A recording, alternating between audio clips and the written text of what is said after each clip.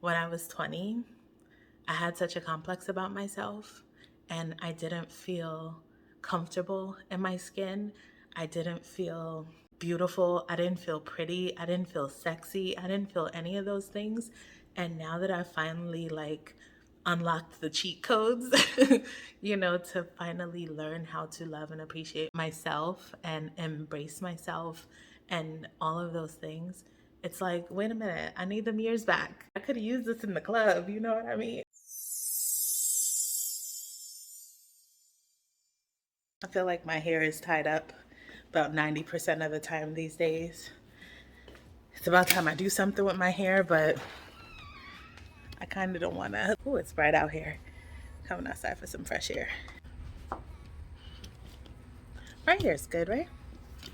So yeah, I locked my hair like dreadlocks sometime in 2020 after my knee surgery because I just couldn't fathom just spending so much time on my hair the way that I was previously, detangling, wash days, all kind of things that I just no longer had the energy or the interest in doing. And so after many years of thinking about locking my hair, I finally was like, you know what? It's time. As much as I like my many hairstyles, as much as I like to mix things up a lot, and as permanent as dreads tend to be, I was like, it's time. And I don't regret it at all. But I have been a little lazy about it. Right now, I have four big, plaits in my hair.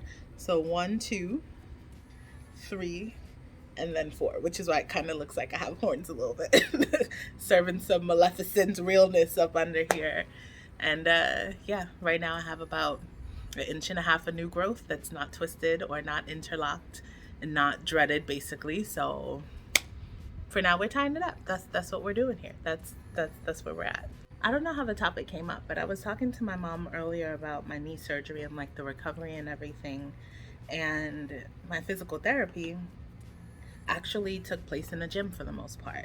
Like they would wheel me down to the gym in a wheelchair, and I'd have to work on building my leg muscles, building my leg strength, learning how to walk again, building up my arms and my back strength so that I could use the walker and push the wheelchair. And so it was a workout. I'm telling you, it was a workout. And I remember always being so excited and pumped, yeah, let's do it. Let's go get stronger. It got me thinking about how messed up diet culture has us. It will have you messed up in the game. And it's getting a little windy out here, so hopefully it's not too bad in the microphone or whatever. For whatever reason, put me in a gym with the same equipment as a regular 24-hour fitness or LA fitness or whatever other gyms they have out there, and tell me that it's for strength building, endurance, muscle development, recovery, all that. And I'm like, bet, let's do it. You know what I mean? Well, how many of these I gotta do? Just like this? Just keep going? Okay. I'll do all of that. I'll do all of it. But the second that you tell me to go to the gym and lose weight or get skinny or stop being fat or whatever the case is, it's like a complete mental block. It does not compute for me for whatever reason. It just doesn't work. It just doesn't work. I hate, and I say this with a passion, I hate going to the gym for the sake of working out. But when it came to strengthening, I was all for it. And I know that strength building is definitely a part of working out in many cases, but for fatties like me, or big girls or plus size, whatever you call us or whatever we call ourselves, it's never about endurance and flexibility and mobility and strength and energy levels. It's always about you're fat, so try to be less fat, basically. It's so backwards that they'll have us doing all kinds of things that are not even healthy in the name of allegedly becoming healthy. Like metafast, for example. I did metafast multiple times. I tried and kind of succeeded and then fell off the wagon, and then tried again and kind of succeeded and then fell off the wagon again. And the fact that you can eat five sugary meal replacement bars a day with like artificial sugars and all kinds of chemicals and things like that. And that's allowed on the plan, but you can't eat an apple or a banana, like actual food that's actually known to be healthy, I suppose. You know what I mean? Like something that grows from the earth that has natural sugars that our body actually knows what to do with. We can't eat that. Oh no, that's way off plan. But give me 5 chocolate shakes a day with all these artificial stuff. Oh, and that's perfectly normal. And the fact that they put Medi in front of it to make it seem like it's this medically nutritious type of, yo, it just boggles my mind. It boggles my mind that I was so convinced, and no shame or shade to anyone who's trying Medifast, who has tried Medifast, who's had success, or whatever the case is. And right now it's the beginning of the year, so we know people are on them diet kicks. Like, that's just what you do in the beginning of the year, right? Like, new year, new you, weight loss resolutions, and all this stuff. And again, no shade, no shame, no judgment coming from this direction. But as far as I'm concerned, I'm like, I can't believe I let myself Nika, I let myself become convinced that these things were healthier for me. A starvation diet, which is what Medifast is, you get your body in a state of, what is it, ketosis or something, or however it goes. It's a starvation diet that gets you losing weight. It definitely works. It's effective if you can stick with it and stick with it for a long time, but you better be ready to just be eating lean and greens all day. You know what I mean? A lean protein, well, not even all day, once a day, a lean protein choice and some kind of green, non-starchy vegetable. That's the only real food you're getting. Everything else is shakes and powdered eggs and powdered brownies and those too damn sweet artificial meal replacement bars and everything else. Like, it's such a shame what they've done to us, and the way that they've brainwashed us. You know what I mean? And I don't mean to say like they did this, they did that, as far as like we're victims or anything, but in a way it's like they're preying on us. They're, and not like the preying for us, like they're preying on us, like vultures, like snakes, like predators, and trying to get us to hate ourselves, to feel insufficient, to feel like we're not good enough, to feel like we're unworthy of love and happiness and support and confidence and being treated well, and whatever the case is. Like, they make us feel like we're flawed, and like the only thing that's going to help is to be in a smaller body, is to be a smaller size, is to take up less space in the world. And and it's not right. It's not right at all, because there's so much more to physical health and wellness and fitness and everything else than a snatched waist, as nice as that might be to have, which I wouldn't know anything about. There's so much more to it. I'm watching my mom get older. Well, I mean, we all getting older, so not to talk about my mom. She'll tell you she's a woman of a particular age, but I'm seeing her start to feel the impacts of getting older, and starting to have certain ailments that are affecting her mobility, that are affecting her endurance, her strength, all of that stuff. And I'm like, all this time we've been focusing on being less fat, when there are so many other things at play that we needed to be paying attention to and prioritizing and focusing on. And there's just not nearly enough focus on that. Not nearly enough, in my opinion. That's just my humble personal opinion on the matter. And I feel like we've been duped. I feel like we've been bamboozled, like we've been taken for a ride, like we've been taken advantage of, like we've been, again, preyed upon. They know, and by they, it's like the ever present they out there. They know that the more that we dislike ourselves, the more that we'll have to spend money to buy things that will hopefully help us like ourselves a bit more. If we hate ourselves, if we hate our rolls enough, our back rolls, our side rolls, or whatever, then we'll go and buy some waist trainers, or we'll go and buy Spanx or whatever. And again, nothing against either of those things. However, they know that making us insecure about certain things or making us dislike certain things about our body means more money in their bottom line. They know that by selling us on cool sculpting technology, that's going to make us feel like, well, damn, like if I could look like her, why wouldn't I spend thousands of dollars to look like her if I could?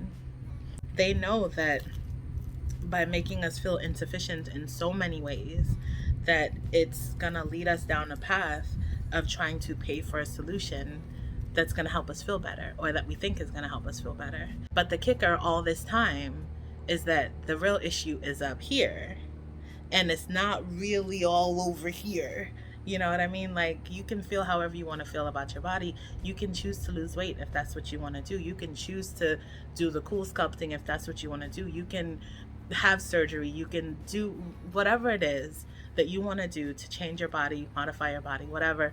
More power to you. Do what you want to do. Do what makes you happy. Just remember that there are people counting on you making those choices based on doing everything they can to make you feel like you're not good enough. Just remember that, you know?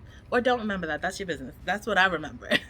That's what I think about. Because I feel like we just don't realize how deeply ingrained this stuff is in us. You know, we don't realize how much these mindsets, these attitudes, these perspectives, these things that we're taught really impact us and impact the way that we live our lives, the way that we show up in the world, the choices that we make. Ooh, the sun's creeping in. Wait a minute.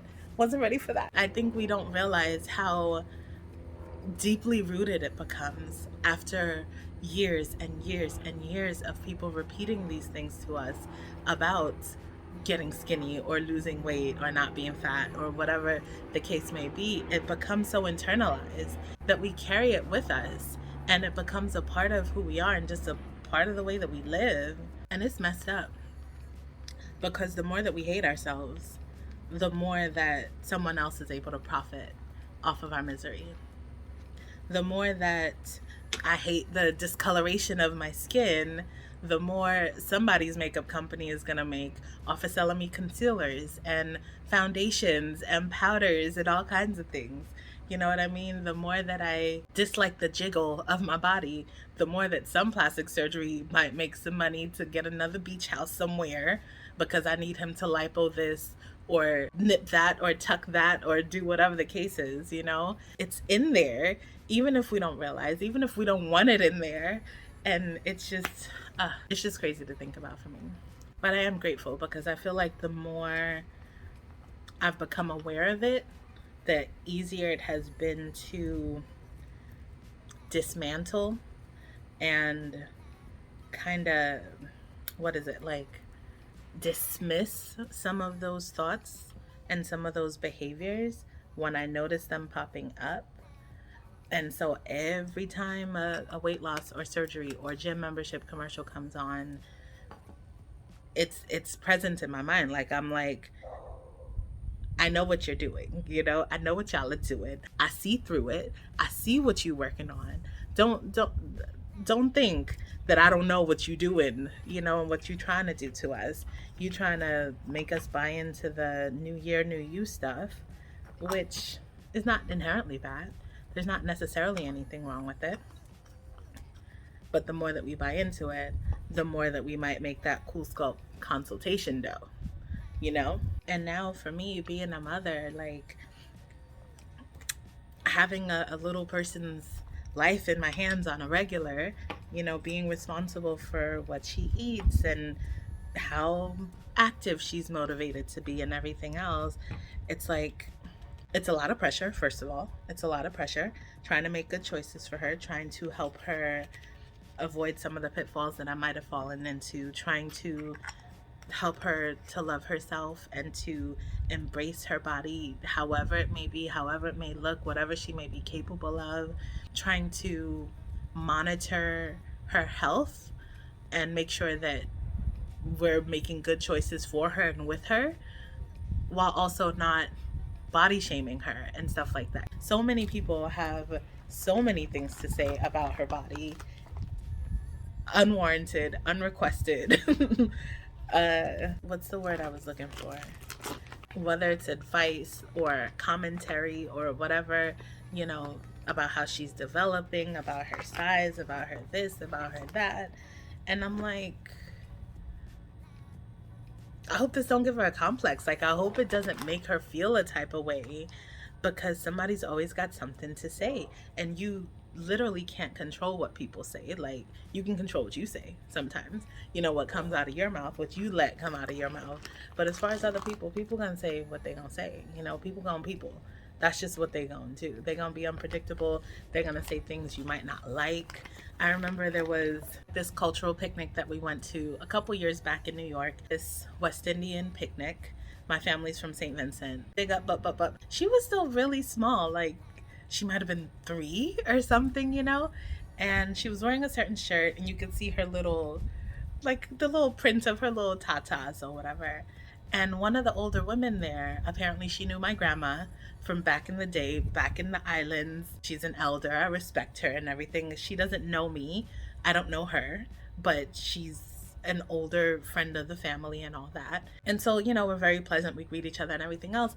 And as soon as she sees my daughter, this lady, this lady, like pinches her little nips and tell me, oh, look at your little, I forget what she called it. And I'm like, lady, no, you did not. No, you did not. Just like if you don't stop objectifying my baby, like, what are you doing? You know how some people call them like bee stings or something, like when they have just a little something. Again, she's a baby, like baby at this point. And I didn't say anything at the time because I think I was just so shocked. It was just so unexpected. I was like, wait a minute, did this lady just, did y'all just see her? I was taken aback, you know? Lady, if you don't take your hands off of my baby girl and stop implanting thoughts into her mind that aren't there, all she knows is that she has a body, that she can run around in a circle. That's what she was doing most of the picnic, running around a little circle, having the time of her life, being adorable and cute like a 3-year old supposed to be, and happy and carefree. And you already starting to make her think things, or trying to make her think things about her body just because of whatever ideas you have about girls' bodies. What? And I've thought about it since then. Like I said, this was years ago. I don't sit around thinking about it, but it's crossed my mind a couple of times. Like, what would I have said to her? Like, what can you even say when it comes to protecting my child? I get very primitive with it. You know, and it's not like, oh, you know, I'd appreciate it if you wouldn't touch her in that way and make her think. Like, that's not where my mind goes. Immediately I get into like protective mode. I'm like, shut that down. We're not doing that. Don't touch her, don't do that yet. But this woman was like maybe like 85 years old, you know, and I'm trying to be respectful and everything and trying to represent my family well, whatever that means. You know, I'm not trying to be the rude granddaughter of whoever and have this become a thing. But it's like, that's her body. You don't just get to touch her, especially a part of her that's gonna turn into a part that women are meant to be protective of. You know what I mean? Like, don't don't just. And I first realized I was that kind of parent uh, when we were at the playground and bigger kids would do certain things around her, and I'm like, nope, we're not doing that. Don't touch her. Nope, you're not allowed to. I don't care. You're not allowed to touch her. Where's your mama? Where's your mom? Because I will tell her too. But anyway, moral of the story: eat your fruits and veggies, monitor your salt intake, drink your waters. You know what I mean? Do what you gotta do to take care of yourself. Move your body, get your dance on. Like I said, I absolutely hate the gym. Can't stand it. Disdain for it. You know what I mean? Like, I can't and I won't. And if that was the only way to work out, I would never be able to be active or get active. You know what I mean? But get out and go for a walk. Dance. Put on some music and just jam it out. Or matter of fact, there's this channel that I found that I absolutely love. And girl, the channel is called And 8 Fitness. I'll leave a link in the description box. These ladies will have you shaking things that you didn't know you knew how to shake before. You know what I mean? I'm living my best 30 is the new 20 life. Because I feel like when I was 20, I had such a complex about myself and I didn't feel comfortable in my skin. I didn't feel beautiful. I didn't feel pretty. I didn't feel sexy. I didn't feel any of those things. And now that I finally like unlocked the cheat codes, to finally learn how to love and appreciate myself and embrace myself and all of those things, it's like, wait a minute, I need them years back. I could have used this in the club. But now, first of all, ain't nobody clubbing. Well, some people are clubbing. But, the Rona's out there. I'm not trying to be out there and nobody club. Plus, I'm a bit older now. For me, clubbing is not my first priority. It's not even my 30th priority at this point. I have so many things that I'm working on, so many things going on in my life, professionally, personally, familyly, so many things that I can't even be thinking about clubbing. However, dancing to these ladies and their dance videos, their dance workout videos, it makes me feel like I'm at the club, first of all.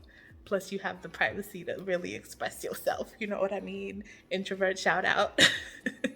And like, you're actually getting your heart rate up there. You know what I mean? Last night, I was like, oh, let me just put on like one video, at least to say I did it. The video might be like 20 minutes or 25 minutes or something. I'm like, it's not as much of a workout as I would want to do, but at least I did something. I ended up working out for 45 minutes and having a blast and being winded and sweaty and out of breath at the end, but loving every second of it. So, just saying, if you're trying to get your move on, if you're trying to get your groove on, if you're trying to get your sweat on and have a good time doing it, that's where I've been going lately. That's where I've been going. There's a Caribbean themed one with soca and dance hall music, which is like reggae and stuff, which is most of what I listen to. They also have like some Sierra and Rihanna, I think it was. That one was so good. There's an Ariana Grande themed one, Hot Girl Summer themed ones, like Meg the Stallion and all. I don't listen to certain music, but when it comes on in these like dance videos, I'll be like, okay, Meg, like I don't know your song, but this beat though. Yeah, I forget what I was saying. What was the point of all this? Oh yeah, take care of yourself. Water, fruits, veggies, activity, movement. Get you some of these stuff, some green stuff that grows from the earth. Protect your mindset. Protect up in here. Protect what you allow come into here and how you decide to perceive those things and how much attention you give to those things. Protect this right here. Protect your kids. Protect your mama. Protect yourself. Just do what you gotta do. That's it. You got this, boo. And on that note, I'm gonna have me a banana. Cheers. Oh, and if you're gonna do one of the workouts, what you wanna do is make sure that you can play the music loud. Well, then again, I don't know. Are you a loud music kind of person? I am. I wanna feel like I'm at the club. So I put in my headphones and like the bass is like, I should go do that right now. And speaking of MetaFast, it got me thinking of this book that I'm reading called Health at Every Size by Linda Bacon. This belongs to the author, the publishing house, all that. So this is their work, of course. Just thought I'd share because this is golden. If you can get your hands on this book, if you have not read this book, read this book. I have not even made it all the way through it yet, and it has taught me so much, so much about our bodies, our hunger signals, diets, exercise, all these things based on actual verified scientific, medically researched actual studies that have been done. And it's fascinating, absolutely fascinating. So I'm going to play you a little snippet. I hope I'm not infringing on anyone's copyright anything. Just thought I'd share a little bit. We resist weight loss. Are you still looking for the right diet or exercise plan to help you permanently lose weight? It may be hard to believe that there just isn't scientific evidence to support any theory of how to lose weight and keep it off.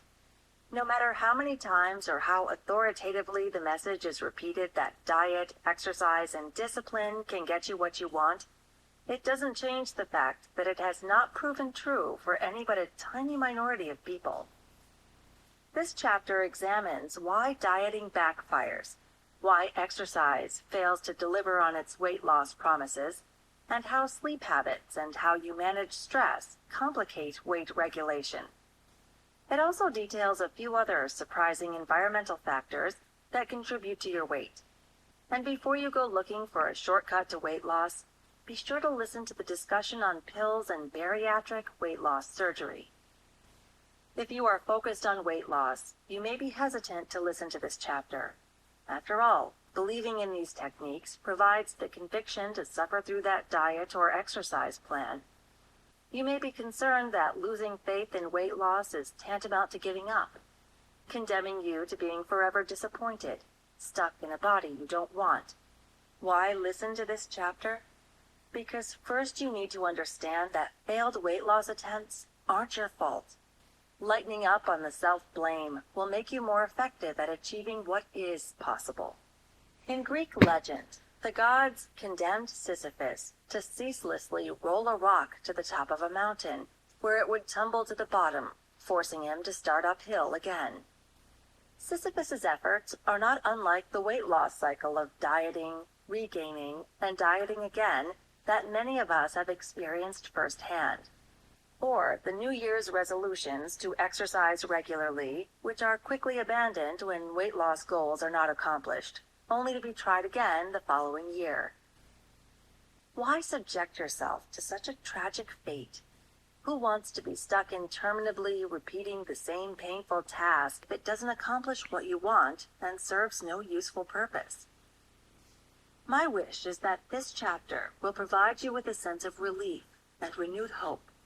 The fact that your body can so powerfully resist weight loss is a sign that it can control your weight much better than you can, meaning you don't have to fight your desires through conscious control.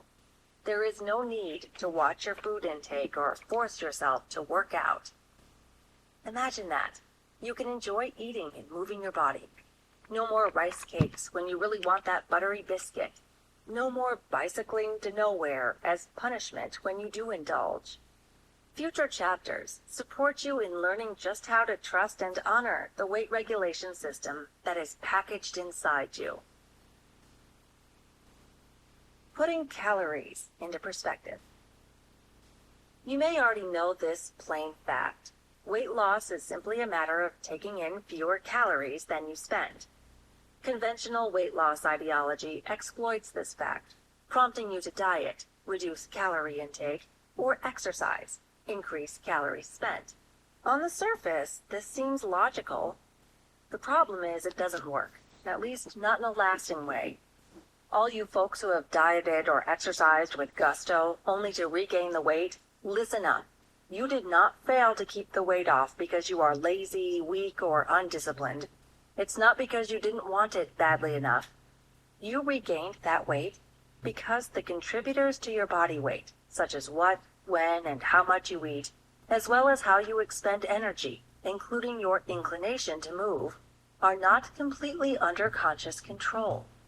Sure, on a short-term basis, you can do a pretty good job of manipulating your food or exercise habits, and that's why short-term weight loss is relatively easy. On a long-term basis, however, your body can undermine your best efforts to control your weight. Biology lurks behind the urge to eventually cheat on your diet or to go back to sleep. This is how it works. As discussed in Chapter 1, a section of your brain, most notably your hypothalamus, helps regulate your weight. It accomplishes this regulation through many different mechanisms, such as sending out chemical messengers that control the rate at which you burn energy. Conceptually, it probably makes sense to most people that the body controls unconscious processes like this. What's harder to understand is that signals from the hypothalamus also regulate conscious behaviors, such as eating, by increasing or decreasing the appetite. Those unconscious signals influence how appealing food is to you, contributing to actions such as ordering a pizza or having a second piece of pie. Just because an action is conscious and requires your complicity doesn't mean that all aspects of it are voluntary. Sometimes your hypothalamus might just be giving you a little nudge, saying, "I'm hungry, feed me." And boy, those corn chips look tempting. But you can resist with a strong will to lose weight. Yes, you are in control. You can conquer hunger. Willpower works. Short term. But other times, the deck is stacked against you so strongly that it's way too hard to just say no. Those chips are so compelling that you can't resist. Always remember this. It's not your fault. Biology is so powerful it can make you break that diet. A rare few individuals can muster up an extraordinary amount of willpower to conquer even the most intense hunger drive. Think of the political conviction of someone on an extended hunger strike. Careers in the public eye, like modeling or acting, which require individuals to maintain a certain body type, can also sometimes provide enough incentive for people to just say no. But I don't recommend you try, as your body doesn't give up without a good fight. When your body can't get you to comply with its demand to break your diet, it asserts even more control by toning down certain metabolic processes. As a result, people who do succeed at conquering the drive to eat are miserable. Experimentally underfed people experience lower energy levels, apathy, dizziness, intolerance to cold, slower metabolism, preoccupation with food, intense hunger and cravings, decreased sex drive, general irritability, and depression, among other characteristics. Not a pretty picture, though incredibly effective at helping you conserve body energy. In today's context, it may not be so reassuring to know that you're well equipped to survive food shortages, but this survival instinct sure was a valuable trait in the past. Eat less, weigh more. If you sometimes feel that dieting has surpassed baseball as the national pastime, you're not alone. So many of us are dieting, coming off a diet, or feeling guilty that we're not dieting, that the word diet has morphed from a noun to a verb. Yet here's the thing. Not one study has ever shown that diets produce long-term weight loss for any but a tiny number of dieters. Not one. Consider the Women's Health Initiative, the largest, longest, and most expensive randomized controlled dietary intervention clinical trial, designed to test whether the prevailing wisdom actually works. More than 20,000 women tried out a low-fat diet, reportedly reducing their calorie intake by an average of 360 calories per day. After almost 8 years on this diet, there was no change in weight from starting point, and their average waist circumference, which is a measure of abdominal fat, had increased. Consistent with the research conducted on thousands of other diets, including my own study, the dieters lost weight at the beginning, but gained it back. Commentators often attribute weight regain to people's inability to maintain their diets over the long run, the old no willpower problem. Yet this study was well controlled to support the women in maintaining their diets. Weight regain occurred despite maintaining their reduced calorie diet. And this despite an accompanying increase in exercise. Imagine this. You spend 8 years denying yourself foods, feeling virtuous as you successfully restrict yourself, all that pain and discomfort, and at least from the perspective of weight, nothing to show.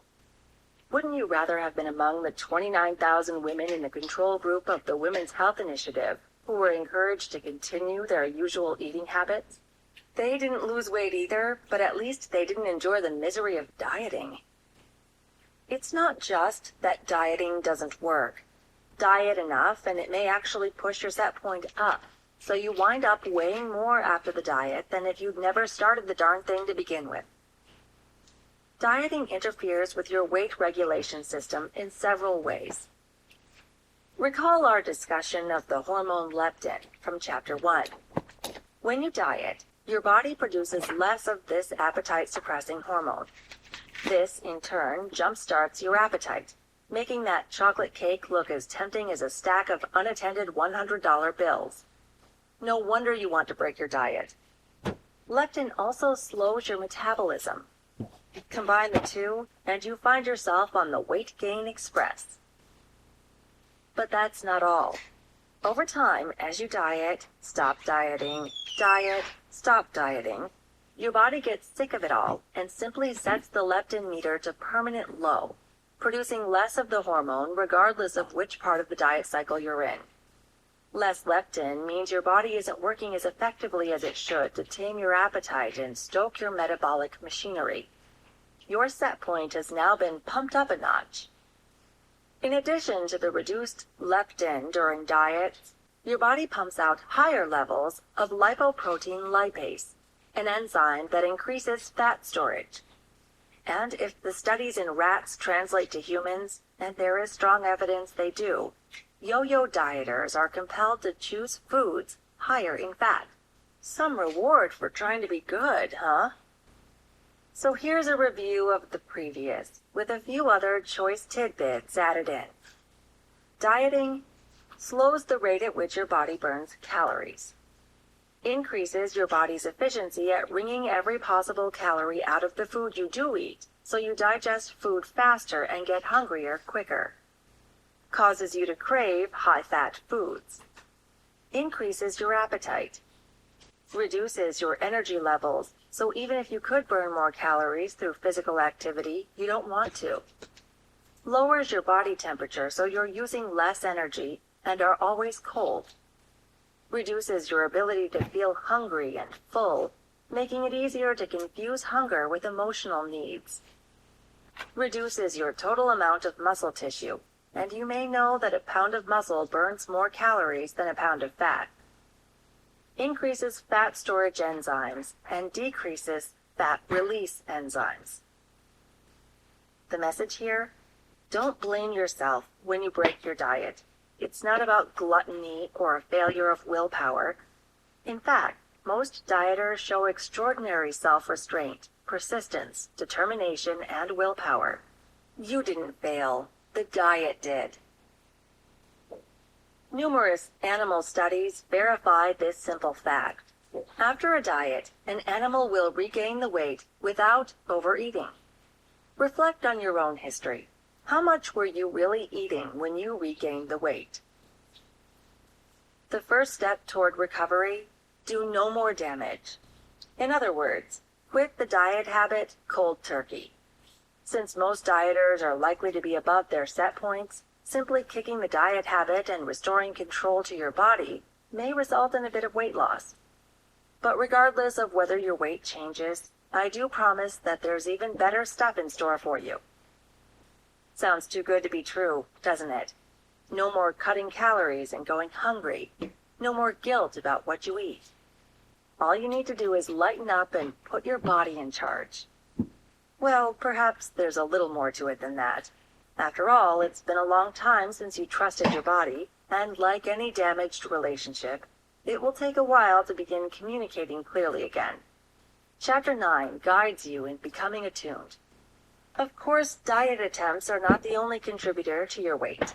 Plenty of other lifestyle behaviors and environmental exposures affect that number on the scale. Activity habits, stress, even the toxins we're exposed to. Let's tackle the activity makes you skinny assumption next. The couch potato syndrome. Though more people are acknowledging that diets don't work, there is rarely any challenge to the concept that exercise can produce weight loss. We hold very tenaciously to our beliefs that fat equals lazy, and if people would just get off their butts and get moving, they'd be much thinner. The problem with these ideas? There's no evidence to support them. In theory, exercise should help moderate your set point. Physical activity, whether in the gym or in the garden, increases your sensitivity to signals of hunger and fullness by increasing leptin sensitivity and production, increasing insulin sensitivity, and affecting numerous other hormones, neurotransmitters, and cellular receptors involved in weight regulation. In fact, Burning calories is just a tiny part of the many ways physical activity affects your weight. Check out the different ways physical activity can rev up your metabolism and affect your weight. So yes, get your hands on this book if you can, however you need to. I'll leave a link to it down in the description box below. The first time I listened to this book was through the library. I have a digital library card that allows me to borrow audiobooks for free, basically like from the library. It is kind of long, the audiobook. It's over 9 hours, I believe. So I really wanted to have a copy of my own because it was just so much to digest. And I didn't want to have to worry about returning it in 21 days. So I did end up purchasing this, and I'm so excited to keep going through it and keep learning and just, oh, it's so, so, so, so, so, so good. Highly, highly, highly, highly, highly, highly, highly recommend. If you're an Amazon person, a Kindle person, a Google, whatever, there'll be a link down in the description box because I'm telling you, the wisdom. I'm like, all right, I see it. I'm starting to see it. Okay, that makes sense. That makes a whole lot of sense.